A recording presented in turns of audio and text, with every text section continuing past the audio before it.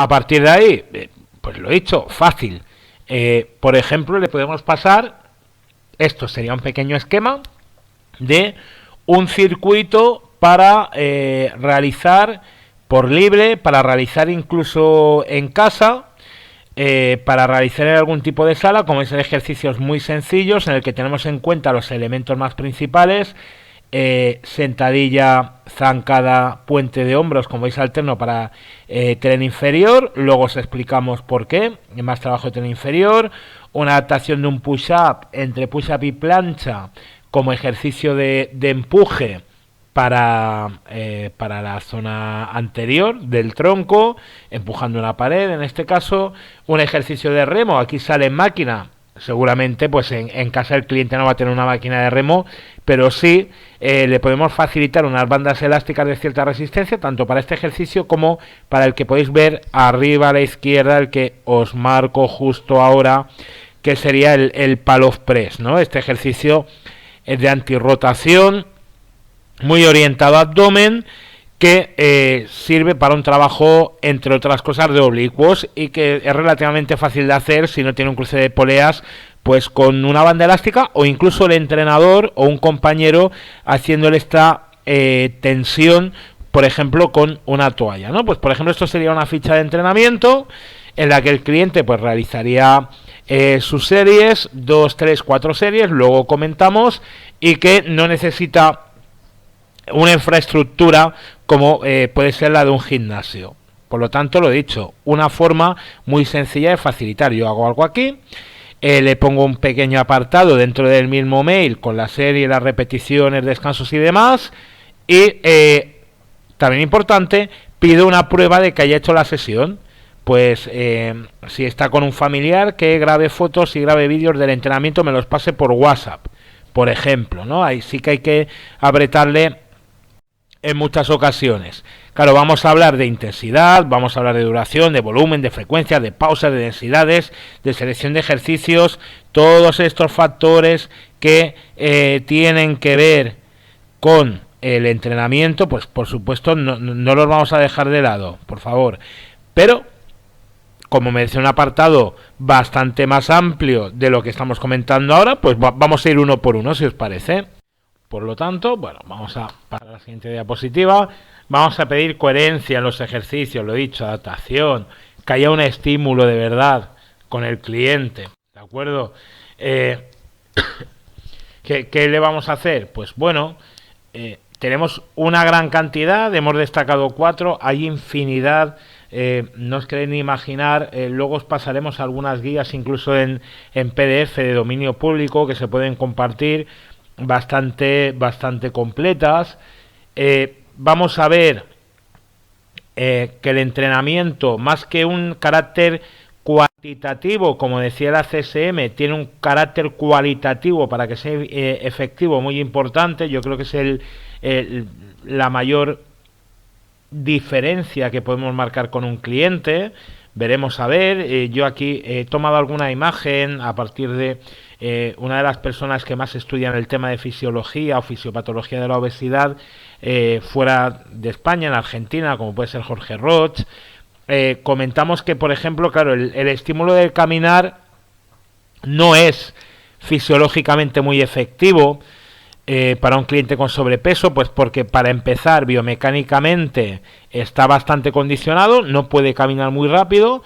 Yo tengo clientas, por ejemplo, que caminan pues a 4,5 por hora en una cinta en un treadmill, que se llama la cinta de caminar del gimnasio. Bien, os hago cuentas muy a lo rápido. Bien, una chica puede medir unos 55, pesar 72 kilos.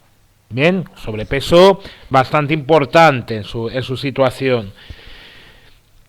Esta chica, cálculo, aproximadamente quema en calorías la mitad de su peso por kilómetro recorrido. Si pesa 72 kilos, bueno, tiramos un poco para arriba, venga, 40 calorías por kilómetro.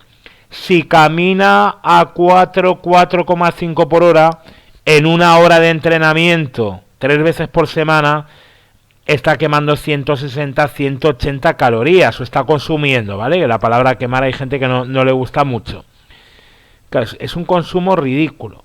que si además, por este ejercicio continuo de baja intensidad, no produce cambios hormonales sensibles, pues tenemos un entreno muy poco efectivo. Eso es cierto. Claro, es lo que decíamos, hay que combinar. Es que en muchas ocasiones lo que va a suceder es que esta persona necesita empezar caminando. Pues por motivación, por miedo, por adhesión, como lo queráis llamar. Pero bueno, sí que es cierto que si queremos resultados de verdad, tendrá que llevar un cambio de intensidad importante. ¿Sí? Esto es lo que queríamos matizar y dejar muy claro. Claro, vamos a ver con individuos sedentarios, pues lo dicho, no pasa nada, que es que van a empezar a sudar, van a empezar a activar el cortisol, a utilizar azúcar en lugar de grasa, a unas intensidades menores que una persona normal.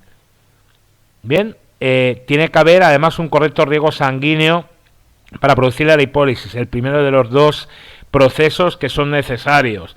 Bien, habrá que empezar fácil y habrá que progresar hacia lo efectivo, para resumirlo en una palabra.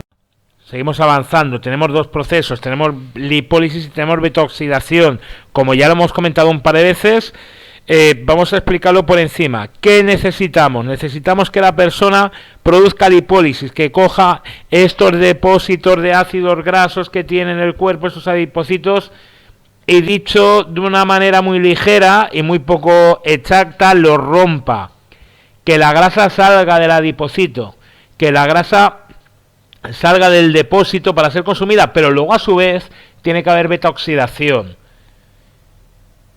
Bien, se tiene que oxidar, se tiene que utilizar esta grasa, porque si consigo la lipólisis pero no consigo beta-oxidación, esta grasa acaba circulando por el torrente sanguíneo y vamos a acabar teniendo el mismo problema que antes o mayor.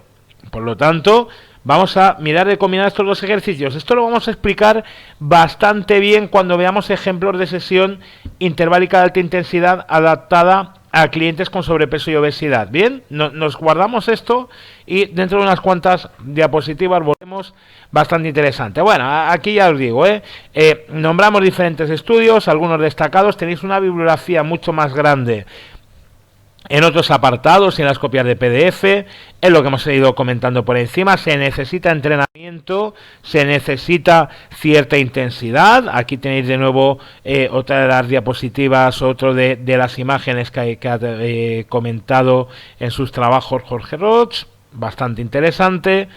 Vemos que una mujer, pues mira, un estudio, 80.000 mujeres entre 50 y 60 años. ¿A qué velocidad caminan? Pues caminan a 3,5 4 por hora o menos. Claro, el consumo metabólico es mínimo. Por lo tanto, a largo plazo habrá que buscar otra cosa. Al principio no va a pasar nada. Por eso digo, también hay que perder un poco el miedo. Porque al principio de hacer medianamente una dieta en condiciones, bien hecha, y además por una retención de líquidos y demás, esta persona va a bajar peso. Cuando consigamos ya el primer cambio visible, tendremos que avanzar hacia lo correcto. Recordad, lo hemos dicho antes. Pero claro, es verdad que hay una situación que, oye, que es problemática, que una mujer obesa de 56 años no va a correr en la 108 por hora. Es que no va a llegar, ¿bien? Por lo tanto, también tenerlo muy en cuenta. Hemos hablado de diferencias, nos estamos yendo en estas diapositivas más hacia el entrenamiento cardiovascular. El entrenamiento continuo sirve, tampoco hay unas diferencias tan brutales con el interválico de alta intensidad como comenta alguno. Sí que es verdad que mejoran ciertos niveles, pero bueno, tampoco son unas diferencias muy claras, ¿no? Son unas diferencias muy marcadas. Aquí hablamos de sensibilidad de leptina y demás. Hemos puesto 3, repito, hay muchos más, no queremos saturar de información, pero el entrenamiento continuo, poco más allá o poco más de lo que vendría a ser el consumo calórico puro y duro, nos va a dar como beneficio. Es la principal diferencia con el entrenamiento de alta intensidad, con el HIIT. La gran ventaja del HIIT que es que nos da ciertas mejoras más allá de las calorías, como hemos dicho antes, sensibilidad a la insulina, tensión arterial, los niveles de inflamación de las interleuquinas que hablábamos con Iván y con Walter en los otros vídeos. Por lo tanto, sí que es verdad que nos va a aportar. Hombre, habrá que ver qué es un HIIT para un obeso. Vamos a hablar de ciertos protocolos. Este lo podéis ver muy bien en papel, pero fijaos, solo 6 entrenamientos en hombres sobrepeso y MC29, no son obesos mórbidos, por ejemplo, y tienen un VO2 moderado, 38,4, no es una capacidad aeróbica tan baja, pero la gran ventaja, por eso lo hemos puesto aquí en una diapositiva más amplia, pues hay una optimización de muchos de los aspectos relacionados con la obesidad, ¿no? Muchos de los problemas de las patologías o de las subpatologías, por ponerle un nombre, con la obesidad. Incluso podemos hablar de mejor capacidad cognitiva. Ojo, mejor memoria verbal, mejor habilidad y velocidad. Hemos dicho niveles de activación, hombre, hay otras mejoras, por supuesto, de peso y demás.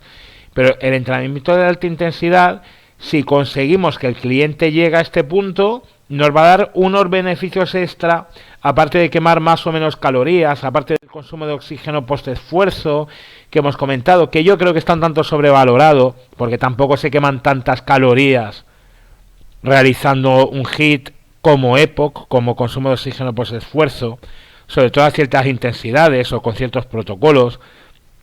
Además hay que destacar que el consumo de oxígeno post-esfuerzo es una señal de que el cuerpo está en recuperación.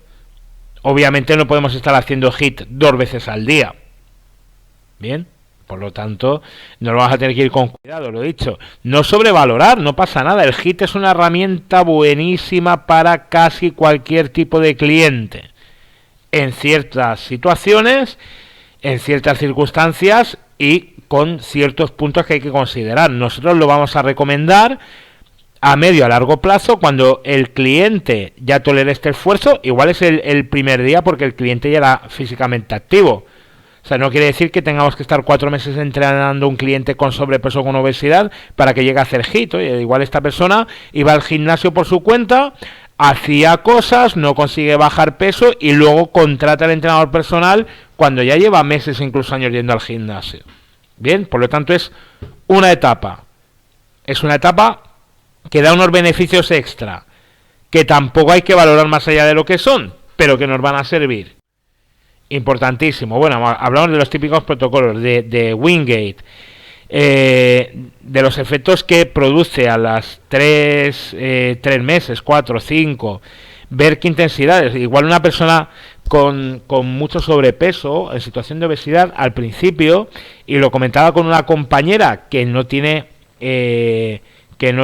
una orientación científica en el entrenamiento cardiovascular, sino en otras cosas, que decía que un HIIT para un obeso, pues igual es subir 2-3 pisos por escaleras y hacer una subida de medio piso con una pausa de unos segundos y volver a subir el otro medio piso, por ejemplo, ¿no? Sería una adaptación, hombre, muy inexacta, no es un protocolo para nada concreto, pero es una forma de entrenamiento interválico que le va a dar beneficio a la clienta. Muy interesante por este lado.